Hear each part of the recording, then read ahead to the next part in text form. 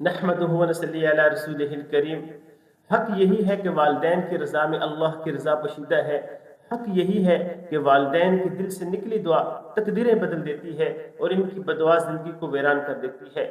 حق یہی ہے کہ جو والدین کے سامنے جھک گیا وہ رب کے حضور سرخرو ہو گیا۔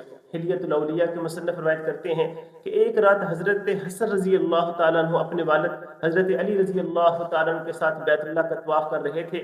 طواف کے دوران ایک غمزدہ اور پریشان شخص کی آواز سنائی دی جو آنسو کے ساتھ اپنے گناہوں کی معافی مانگ رہا تھا۔ حضرت علی رضی اللہ تعالیٰ عنہ نے حضرت حسن سے فرمایا، اس شخص کو تلاش کر کے میرے پاس لے کر آؤ۔ جب وہ شخص حاضر ہوا تو حضرت علی رضی اللہ تعالیٰ نے اس سے پریشانی کی وجہ پوچھی۔ اس نے روتے ہوئے کہا، میرے والد مجھے نصیحت کرتے تھے مگر میں نافرمانی کرتا اور ان پر ہاتھ اٹھا دیتا۔ ایک دن شدید مار پیٹ کے بعد میرے والد نے قسم اٹھائی کہ بیت اللہ جا کر میرے لیے بد دعا کریں گے، چنانچہ انہوں نے غلاف کعبہ پکڑ کر بد دعا کی، اور ابھی بات مکمل بھی نہ ہوئی تھی کہ میری دائیں جانب مفلوج ہو گئی۔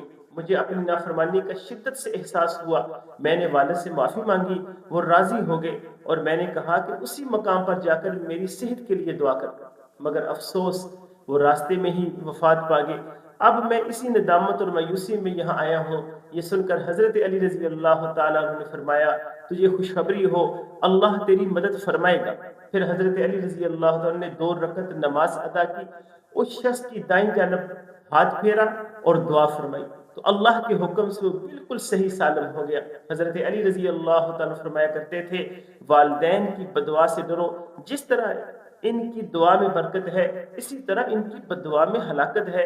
اللہ تعالیٰ ہمیں والدین کے ساتھ حسن سلوک کرنے اور ان کی قدر پہچاننے کی توفیق عطا فرمائے۔ السلام علیکم۔